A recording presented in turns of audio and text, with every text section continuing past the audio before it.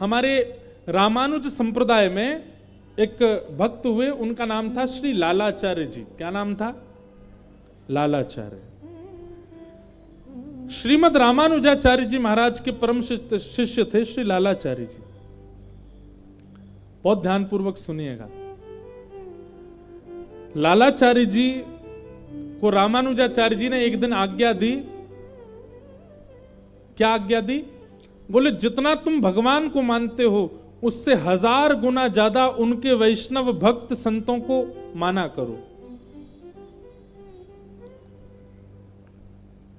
लालाचार्य जी बोले कोई चिकनी चुपड़ी बात नहीं करूंगा गुरुदेव, पर यह मुझसे हो नहीं पाएगा। मैं भगवान से 1000 गुना ज्यादा किसी को नहीं मान सकता। तो रामानुजाचार्य जी बोले 1000 गुना नहीं मान सकते तो 100 गुना ज्यादा मान लो। भगवान से 100 गुना ज्यादा श्रेष्ठ वैष्णवों को, संतों को मानो। लालाचार्य जी बोले क्षमा करें, मैं ये भी नहीं कर पाऊंगा। बोले 10 गुना ज्यादा मान लो। बोले क्षमा करें, ये भी नहीं हो पाएगा। अच्छा ठीक है, तुम एक काम करो, तुम 1000 गुना, 100 गुना, 10 गुना ज्यादा मत मानो संतों को, भगवान के समान तो मान सकते हो। जितनी आराधना, जितनी अर्चना तुम भगवान करते हो, उतनी आराधना अर्चना, उतने भाव तुम संत वैष्णव और भक्तों के प्रति रखो। लालाचार्य जी बोले गुरुदेव क्षमा करें, मैं भगवान के समान भी नहीं देख पाऊंगा संतों को। तो रामानुजाचार्य जी बोले क्या करें फिर? अच्छा तो फिर ठीक है, तुम 1000 गुना मत मानो, 100 गुना मत मानो, भगवान के समान भी संतों को मत मानो, पर तुम जैसे जितना अपने मित्रों को, भाइयों को, बंधुओं को, प्रेमियों को मानते हो, उतना प्रेम तो संतों से, वैष्णवों से कर सकते हो ना? लालाचार्य जी बोले हाँ ये कर सकता हूं। जैसे भाई, बंधु, सखा, मित्र हैं, वैसे मैं संत, वैष्णव और तिलकधारी, तुलसीधारियों को मान सकता हूं। भगवान के समान और भगवान से ज्यादा नहीं मान सकता, पर शास्त्र आज्ञा करते हैं। आप लोग भी बहुत ध्यान से सुनो। ठाकुर जी से ज्यादा, ये लीला तो आगे सुनाऊंगा, पर एक बात आप लोग सुनो। ठाकुर जी से ज्यादा ठाकुर जी के वैष्णवों को मानने से ठाकुर जी और जल्दी प्रसन्न होते हैं।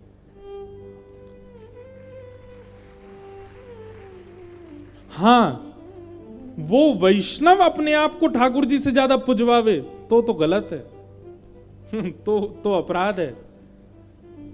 आपके मन में अपने आप भावना आ जाए, आपके बिसौली में कोई कंठीधारी आवे, आपके बिसौली में कोई हरिद्वार से वैष्णव आ जाए, तो जितने प्रसन्न आप वृंदावन बिहारी को देख करके होते हैं, उतने प्रसन्न उसको देख करके हो गए, तो निश्चित समझ जाना आपकी भक्ति लग रही है आपको। इसीलिए वैष्णवों को देख के आप प्रसन्न हो रहे हो। पर लालाचार्य जी ने स्पष्ट कर दिया, मैं भगवान से ज्यादा नहीं मान सकता किसी भक्त को, और भगवान के समान भी नहीं मान सकता। तो गुरुदेव ने आज्ञा की, तो भगवान से ज्यादा, भगवान के समान मत मानो, अपने भाई, बंधु, सखाओं के सम मान लो। लालाचार्य जी बोले ये कर लूंगा मैं। और वो उसी दिन, उसी क्षण से जो भी तिलकधारी दिखाई देता, जो भी कंठी वाला दिखाई देता, जो भी नाम जापक शिखा वाला दिखाई देता, जिस किसी के भी किंचित भेष में कहीं वैष्णवता होती, लालाचार्य जी उसको ऐसे हृदय से लगाते जैसे कुंभ का बिछड़ा भाई मिला हो। सामने वाला पूछ रहा, अरे भाई जान ना पहचान तुम? अरे नहीं नहीं, तुम तो मेरे भैया हो। अपने गुरु की आज्ञा का इतना पालन किया कि फिर जो मिला वैष्णव रूप में, उसको भाई के समान ही प्रेम किया लालाचार्य जी ने। लेकिन ठाकुर जी ने एक दिन लालाचार्य जी की परीक्षा की। वो कैसी परीक्षा? कि दक्षिण में कावेरी नदी में लालाचार्य जी स्नान कर रहे थे, और तभी एक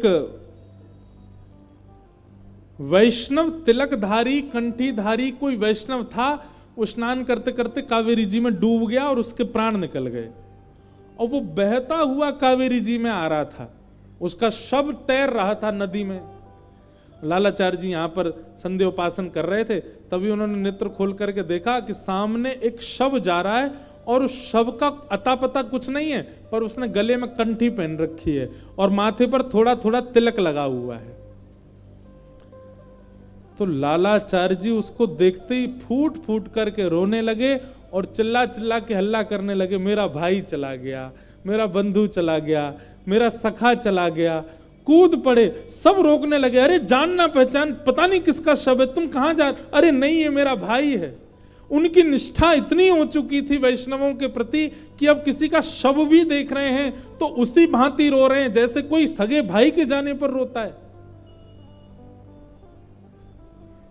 लालाचार्य जी उनके शव को लेकर के आए और अपनी गोद में उनका सर रख के इतना रोए, नगर के लोग सब उपहास करने लगे, नगर के लोग आकर के सब तमाशा देख रहे हैं। बोले बताओ, एक अनजान व्यक्ति को अपने भाई के भांति प्रेम कर रहे हैं। पर लालाचार्य जी तो हर वैष्णव को अपना भाई मानते थे। गुरु को वचन दिया था कि भगवान से ज्यादा नहीं मान सकता पर अपने भाई बंधुओं के समान मान लूंगा संतों को। घर परिवार के लोगों ने लाख मना किया लेकिन फिर भी लालाचार्य जी ने उनका संस्कार किया, अपने केश छेदन आदि कराए और जो क्रिया एक घर का सदस्य करता है ठीक वैसी क्रिया पिंडदान आदि सब करने लगे। अपने गोत्र से ही उसका गोत्र बोल करके उसका पिंडदान आदि सब कर दिया। और इतना ही नहीं, 13 दिन तक सूतक की जो क्रियाएं घर में होनी चाहिए वो क्रियाएं भी पालन कराई और खुद भी करी और खुद के परिवार वालों से भी कराई। ये निष्ठा नहीं है? कैसी अद्भुत निष्ठा।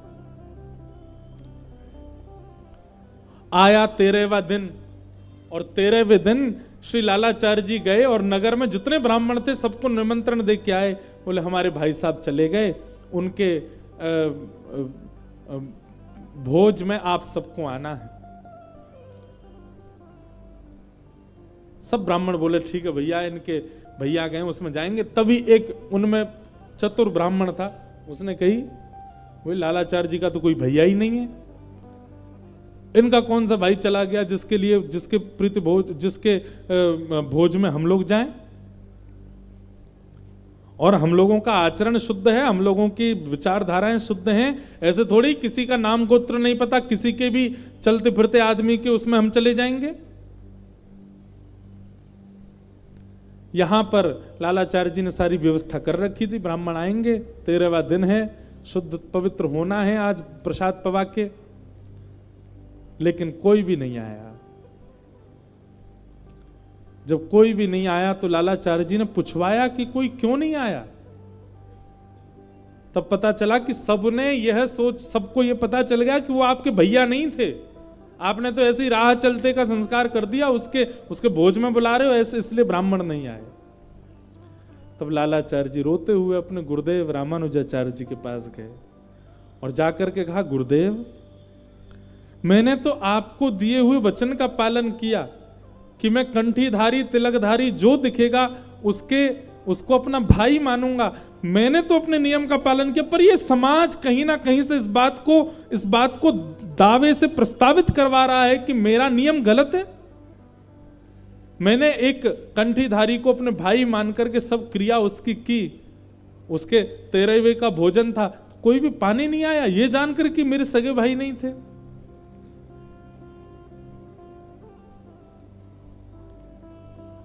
रामानुजाचार्य जी बोले, तुमने निष्ठा से किया है ना, बस अब तुम चिंता मत करो, ठाकुर जी को निवेदित करके ठाकुर जी को निमंत्रण दे दो। और जैसे ही लालाचार्य जी ने ठाकुर जी को निवेदित करके ठाकुर जी को निमंत्रित किया, साक्षात शंख चक्र गदा पद्मधारी लक्ष्मी नारायण भगवान उस भोज को पाने के लिए आए।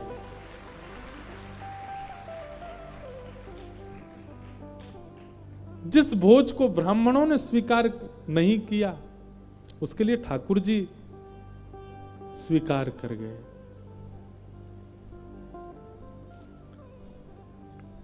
तो ये बात अपने चित्त में बैठा लीजिए कि जब आप ठाकुर जी के समान या अपने भाई बंधु मित्रों के समान, और यदि गुरु कृपा हो जाए तो ठाकुर जी से भी ज्यादा वैष्णवों के भक्त हो जाते हैं, तो कहीं ना कहीं आपको ठाकुर जी से मिलने से आपकी कल्याण में, आपकी भगवत प्राप्ति में अब कोई बाधा नहीं आ सकती। पर यह हो पाना असंभव है। भगवान से अधिक वैष्णव प्रिय लगे, भगवान के समान वैष्णव प्रिय लगे, ये असंभव है। इसलिए कम से कम अपने मित्र भाई बंधुओं के समान वैष्णव दिखने लग जाएं। ऐसी ऐसी क्रिया तो करो।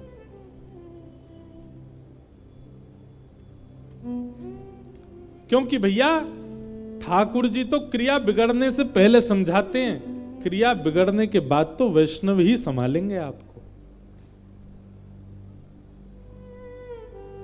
आज युधिष्ठिर चिंता में है, मैं क्या करूं? भगवान ने तो हाथ खड़े कर दिए, बोले अब तो युधिष्ठिर भीष्म पितामह ही तुमको ज्ञान उपदेश करेंगे। और पंच पांडवों को लेकर के भगवान भीष्म पितामह के पास पहुंचे। रणभूमि में बाणों की सैया पर लेटे हैं पितामह भीष्म। रोम रोम में बाण लगा है भीष्म पितामह के। एक एक रक्त बूंद बनकर के नीचे गिरता जा रहा। अब रक्त भी नहीं बचा है, फिर भी जीवित हैं भीष्म पितामह। क्यों? क्योंकि इच्छा मृत्यु का वरदान उनको मिला है। जब तक उनकी इच्छा नहीं होगी तब तक मर नहीं सकते। लेकिन इस इच्छा मृत्यु का जितना सुंदर सदुपयोग भीष्म पितामह ने किया वो प्रशंसनीय है। कि भीष्म पितामह ने अपनी इच्छा मृत्यु से कोई सांसारिक भौतिक सुख की कामना नहीं की, बल्कि इच्छा मृत्यु से कामना की पीतांबरी कसी हो, मुखड़े पे एक हंसी हो, छवि मन में ये बसी हो, जब प्राण तन से निकले। इतना तो कहना स्वामी, जब प्राण तन से निकले। बंधुओं, हमारा जीवन चाहे जैसे निकल जाए, पर हमारी अंतिम क्षण जो होते हैं ना, उन क्षणों में हमारे विचार में जो होता है, हमारे मन में जो होता है, हमारी बुद्धि में जो होता है, वैसी ही गति कई बार हमको मिलती है। और अंतिम क्षण का कुछ पता नहीं होता कि वो कब आ जाए। इसलिए हमारे शास्त्र कहते हैं इतना भजन करो, इतना नाम जप करो। ये कंठी माला पहनने का विधान क्यों है? गले में कंठी पहन के क्यों रहो? कब प्राण निकल जाए क्या पता। कम से कम हमारा देह जब प्राण त्यागे उस समय तुलसी जी तो हमारे तन से स्पर्श कर रही हो, इसलिए कंठी पहनते हैं। क्यों? सबको पता है कि जब किसी के प्राण निकलते हैं तो उसको भी एक संस्कार कहा जाता है, अंतिम संस्कार। और अंतिम संस्कार में एक चिता बनाई जाती है। चिता में उस देह को पधरा करके एक प्रकार से जब कोई व्यक्ति अंतिम संस्कार करता है ना, तो ध्यान से सुनिएगा, पंडित जी उस समय भी कुछ मंत्र उच्चारण करके कहते हैं स्वाहा। मतलब अब इस देह का भी हम आपको अर्पण करते हैं, ठाकुर जी इसको स्वीकार करो। हवन में अर्पित की गई हर वस्तु ठाकुर जी के मुख के समान, मतलब ठाकुर जी उसको पा रहे हैं। ध्यानपूर्वक सुनिएगा। एक प्रकार से हवन क्या है? हवन भगवान का मुख है। सभी देवी देवताओं का आह्वान करके हम उसमें आहुति डाल करके अग्नि के द्वारा भगवान का पोषण, भगवान को पवा रहे हैं। अंतिम संस्कार में हम देह को जला करके एक प्रकार से उस देह को भगवान को अर्पित कर देते हैं। और भगवान तब तक नहीं पाते जब तक तुलसी जी का स्पर्श नहीं हो। इसलिए उस देह से तुलसी का स्पर्श हो रहा हो जब उसके प्राण निकले हो, तो निश्चित है कि भगवत प्राप्ति हो जाएगी। लेकिन अगर व्यक्ति ने केवल तुलसी पहनी, नियमों का पालन नहीं किया, नियमों का पालन मतलब एक ही नियम है तुलसी जी का, क्या? कि तुलसी धारण करने के बाद कंठ से नीचे अपवित्र वस्तु नहीं जानी चाहिए आपके मुख में। अगर आप अपवित्र मांस का भक्षण करते हैं, मदिरा का सेवन करते हैं, तंबाकू खाते हैं, धुआं उड़ाते हैं और तुलसी पहनते हैं, वो तुलसी नहीं फिर काष्ठ है। और मृत्यु के बाद में तुलसी का अपमान करने का दंड और मिलेगा। इसलिए एक जगह मुझसे एक व्यक्ति पता क्या बोला, महाराज जी मैं तुलसी पहनता हूं पर मैं कॉलेज में पढ़ता हूं, बच्चों के साथ कभी कभी खाना पीना पड़ता। मैंने कहा हे भाई तू क्यों पहनता है तुलसी? बोले नहीं, जब खाने पीने जाते हैं तुलसी उतार देता हूं। मैंने कहा वाह, उससे क्या होता है? बोले कम से कम कंठ से तुलसी तो नहीं स्पर्श होती। मैंने कहा ये तो वही बात हो गई कि ब्याह में मंगलसूत्र पहना था बहू ने, लेकिन मंगलसूत्र उतारने से ब्याह थोड़ी टूट जाएगा, वो तब भी विवाहिता ही मानी जाएगी। कभी कभी मंगलसूत्र साइड रखने से क्या वो उसका ये समझ लें कि अब उसका ब्याह नहीं है, ब्याह तो हो गया। अब चाहे मंगलसूत्र धारण करे चाहे नहीं, एक बार कंठी अगर गले में पहन ली तो मतलब आप वैष्णव हो। उसके बाद आपकी खान पान की शुद्धता अगर नहीं है, दंड तो मिलेगा। इसलिए तब तक तुलसी जी मत पहनिए जब तक आप अपने चित्त पर ये भरोसा ना कर लें कि हाँ हम अपने भोजन और भजन और पान को शुद्ध कर सकते हैं। विशेष रूप से तो मांस सेवन करने वाले और मदिरा पीने वाले, तंबाकू सेवन करने वाले, इन लोगों से तो हमारी प्रार्थना है बिल्कुल मत पहन लेना। और जब पहनो तो सबको विष के मात्र त्याग देना, विष के समान त्याग देना। तो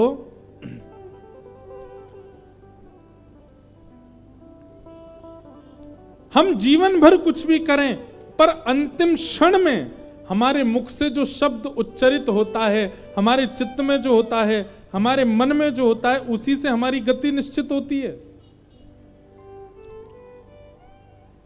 इसलिए भैया हर दिन ठाकुर जी से एक प्रार्थना करो, क्या कि नाथ जब मेरे प्राण निकलने वाले हो ना, आप मुझको अभी बिल्कुल मत मिलना। मैं वृंदावन जाऊं मुझे मत दिखना, मैं हरिद्वार जाऊं मुझ पर कृपा मत करना, जीवन भर मेरा ऐसे ही चलने दो, कोई बात नहीं, आप मत मिलना। पर नाथ जब मेरे प्राण निकल रहे हो ना, जब मेरी अंतिम श्वास चल रही हो, मुझे नहीं पता कहां निकलेंगे, कैसे निकलेंगे, कब निकलेंगे, आपको पता है। बस मेरी इतनी इच्छा मान लीजिए नाथ कि जब मेरे प्राण निकले ना, तब आप मेरे सामने आ जाना। भगवान से और कुछ मत मांगो।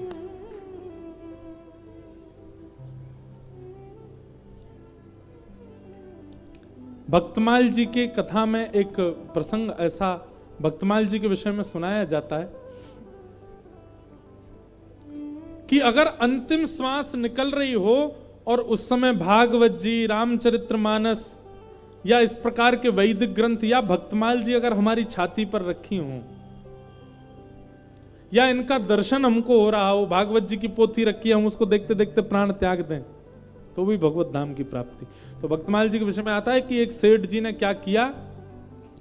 अब भागवत जी आदि ग्रंथ ये तो बड़े पवित्र हैं, इनको हमेशा धारण करना उचित नहीं। उन्होंने क्या किया, भक्तमाल जी की छोटी छोटी लिपियों के छोटे छोटे ग्रंथ बनवाए और उन छोटे छोटे ग्रंथों को तुलसी जी में मढ़वा करके, तुलसी जी के अंदर पधरवा करके और गले में धारण कर लिया। अब बोले अब चाहे जब प्राण निकले भक्तमाल जी हृदय से लगी रहेंगी। और वही हुआ, जैसे ही उनके प्राण निकले तो भक्तमाल जी हृदय पर ही थी। जैसे ही प्राण निकलने लगे तो भक्तमाल जी में जितने भक्त हैं, प्रहलाद जी, ध्रुव जी, नारद जी, हितरवंश महाप्रभु, गोपाल भट्ट गोस्वामी, श्री स्वामी हरदास जी महाराज आदि आदि जितने भी भक्त हैं, वो सब भक्त प्रकट हो गए और प्रकट होकर के उस दिव्य चेतना को अपने साथ भगवत धाम को लेके चले गए। इसलिए हमारे वृंदावन में आप जाओगे तो आपको कई सारे संत दिखेंगे, मोटी मोटी तुलसी की माला और यहाँ बीच में लिखा होगा सीताराम, राधे श्याम, बड़े बड़े, उनके भीतर भक्तमाल जी हैं, उनको सदा चित्त से लगा के रखते हैं। कब प्राण निकल जाए क्या पता। इसलिए भैया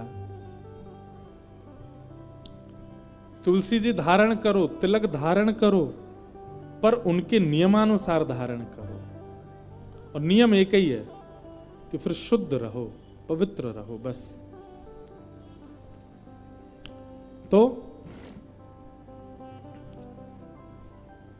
अब कई लोग ये भी बोलते हैं कि महाराज जी कभी कभी हम अपवित्र स्थान पर जाते हैं, शौचाचार निवृत्त होने, तब उतार दें। नहीं, वह एक शारीरिक क्रिया है, उसमें आपका कोई दोष नहीं है। वो शारीरिक क्रिया, ऐसे तो घर में भी तो झाड़ू लगाते हैं, उसको भी साफ करते हैं हम। ठीक वैसे ही तन जो है, तन के भीतर भगवान रहते हैं, तन भी एक स्थान है भगवान का, तन भी देवालय है, उस तन को हम साफ मात्र कर रहे हैं। उस समय ये भावना नहीं रखनी कि हमको उसका त्याग, वो एक शारीरिक धर्म है।